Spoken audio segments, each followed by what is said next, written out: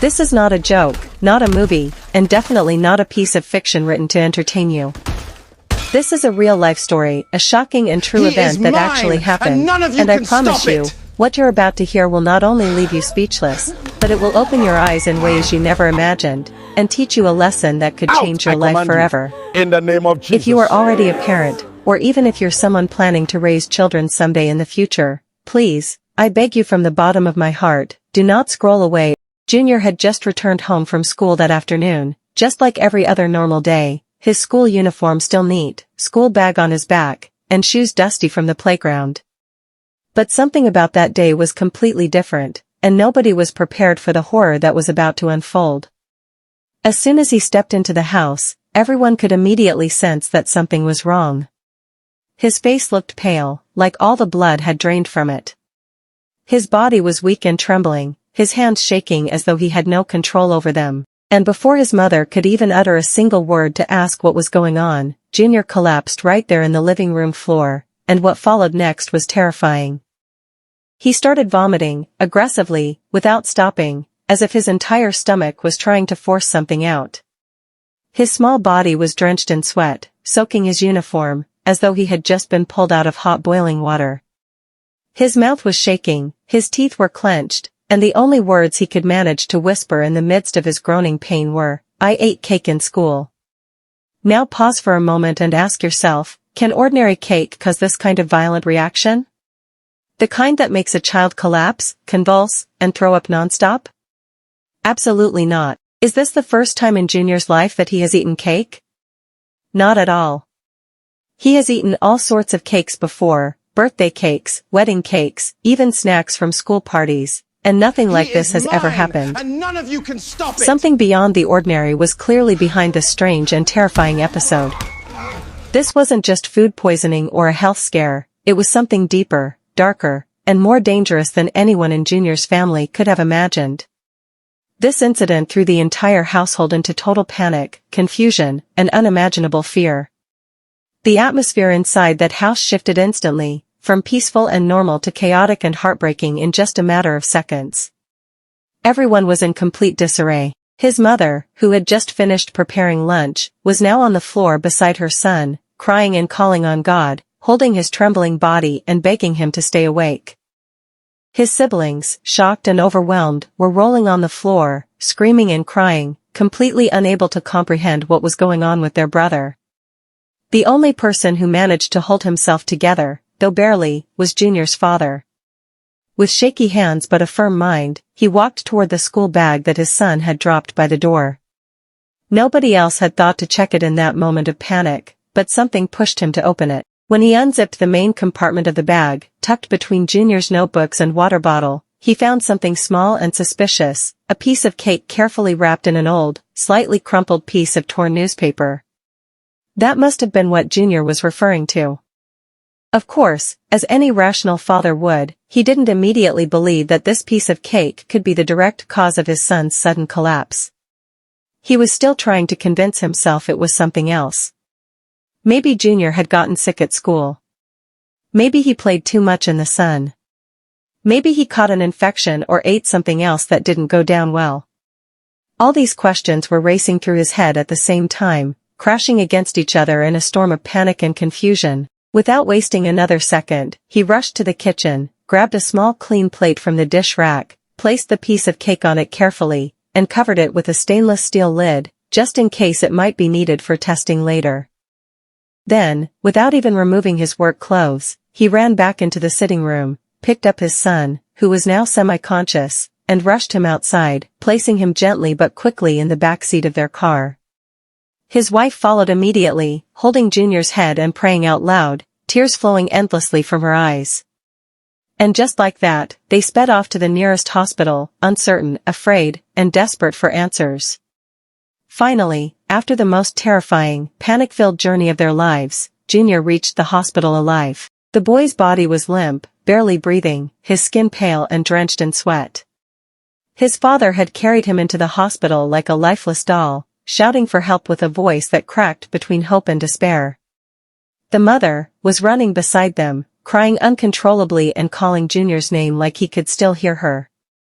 Within seconds of entering the hospital building, a team of medical staff rushed to meet them. He was immediately wheeled to the emergency room as a code-red case. The automatic doors slammed shut behind the gurney, and the frantic parents were left behind in the corridor, staring helplessly at the small rectangular hospital window, trying to catch a glimpse of what was going on inside. Doctors, nurses, specialists, interns, even the cleaners, gathered like a battalion preparing for war. The air was thick with urgency. Machines beeped. Gloves snapped. Blood pressure cuffs tightened. 4 drips were hung.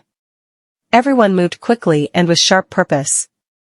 The senior consultant began barking orders. Get the oxygen.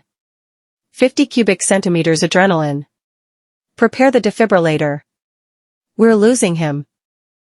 But just as the doctors were trying everything, pushing drugs, administering oxygen, taking vitals, something changed.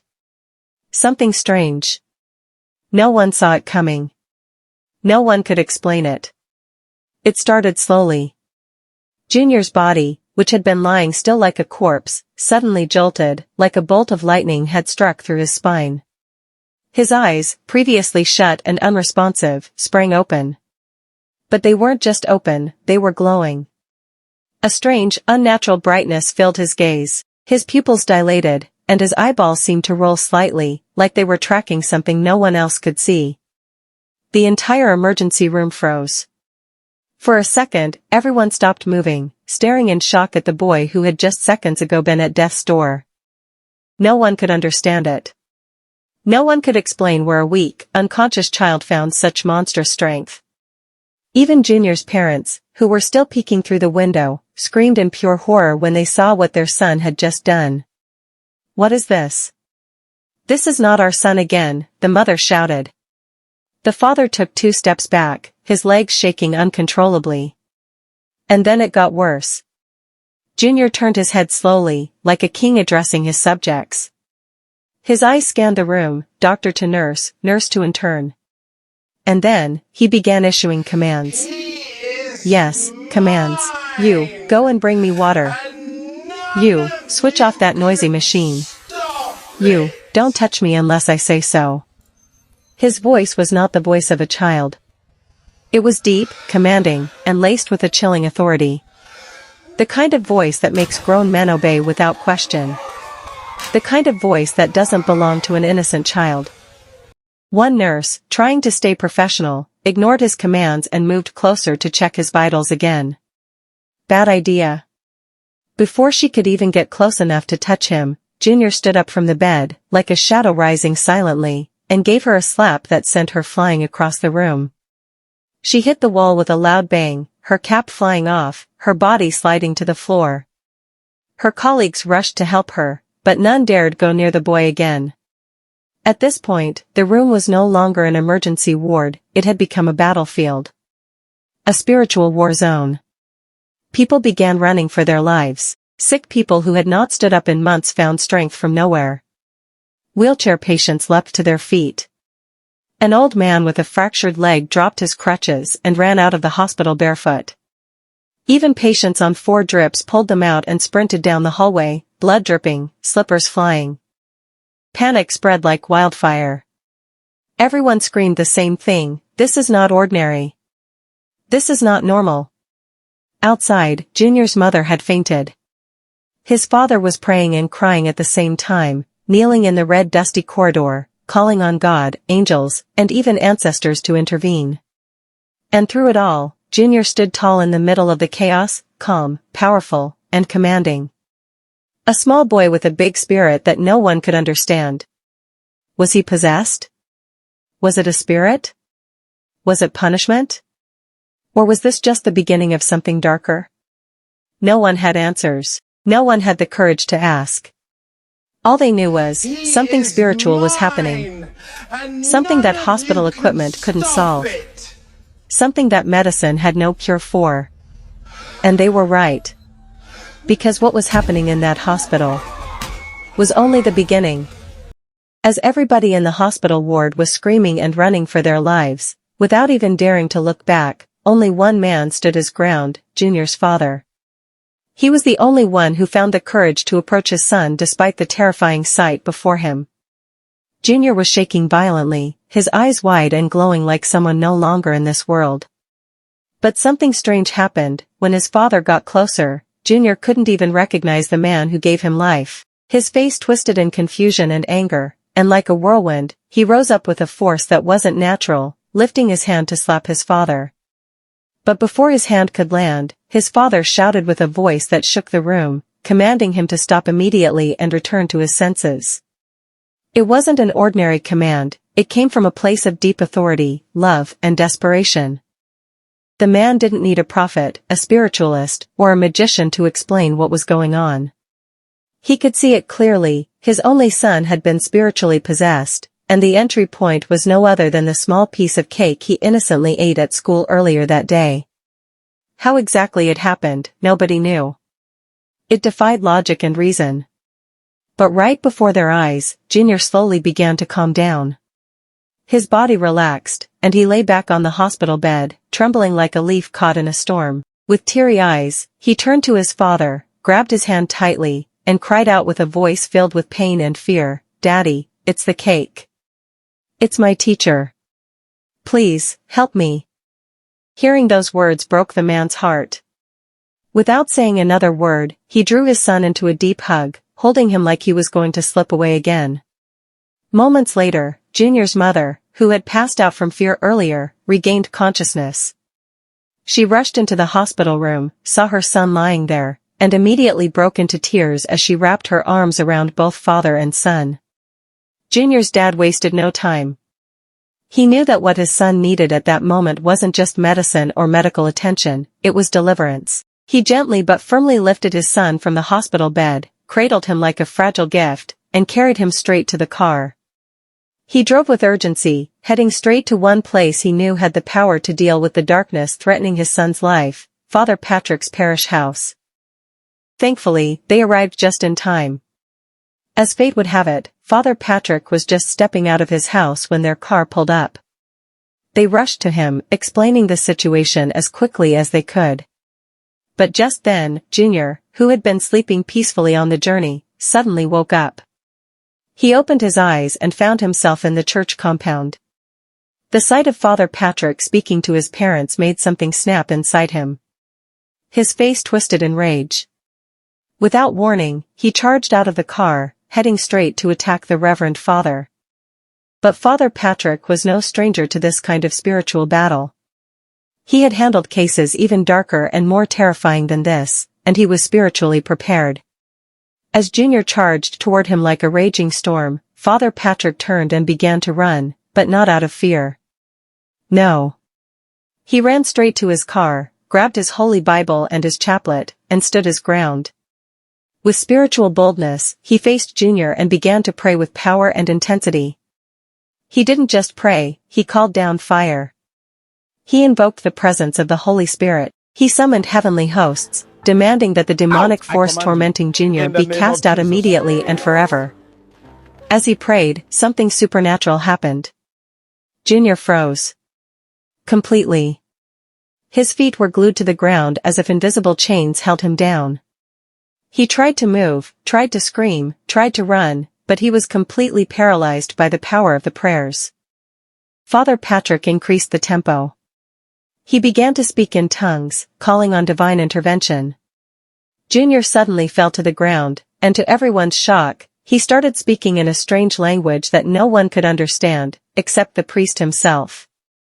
The priest continued, praying louder, stronger, deeper. It felt like heaven opened over that church compound. After a long and intense session of spiritual warfare, Junior finally collapsed fully. Silence. Then peace. Then stillness. The evil presence had left him. Junior had been delivered. Tears of joy flowed from his parents' eyes. Even strangers and passers-by who had gathered to watch the drama unfold could not believe what they had just witnessed with their own eyes. The next day, Junior, his parents, and Father Patrick all went to the school together. They were determined to confront the teacher who gave him the cursed cake. But when they got there and asked for her, the school staff looked confused. They told them something that sent chills down everyone's spine. The teacher they were looking for did not come to school that day. In fact, after further investigations and asking around, the shocking truth was uncovered. The so-called teacher had died in a ghastly motor accident 10 years ago. Her name was on no record. There was no employment file. No ID, yet somehow, for 2 whole years, she had been appearing and teaching in that school, interacting with students like a normal human being. The school authorities were completely baffled. They couldn't believe they had employed a ghost. A ghost had been walking their school compound, teaching students, and handing out cakes, spreading evil in disguise. They begged Junior's parents for forgiveness, deeply shaken and ashamed of what had happened. When the family returned home later that day, Junior's father went to the kitchen. He remembered the leftover cake that Junior didn't finish. He had kept it on a plate and covered it tightly. He opened it, hoping maybe it could be tested or examined. But the cake was gone. It had completely vanished. In its place was something that sent shivers down his spine, a single piece of paper, folded neatly and placed where the cake used to be. He opened it with trembling hands and read the terrifying message, "I didn't like the way I died younger. I wanted to leave through Junior, but you stopped me. I will go and look for another soul to possess now." That was the final piece of the mystery. Yes, Junior wasn't the only child who ate from that cake. But he was the chosen one. The others were unharmed. But the spirit had chosen him specifically. After this incident, Junior's parents immediately withdrew him from the school. They enrolled him in another school far away, where his life slowly began to return to normal. No more strange voices. No more nightmares. No more spiritual attacks. From that day onward, they made a new rule in their house: Junior was not allowed to eat anything given to him by anyone in school. No snacks, no food, no drinks, everything had to come home first. And if they ever wanted to give him anything themselves, they prayed over it, fervently, before handing it to him.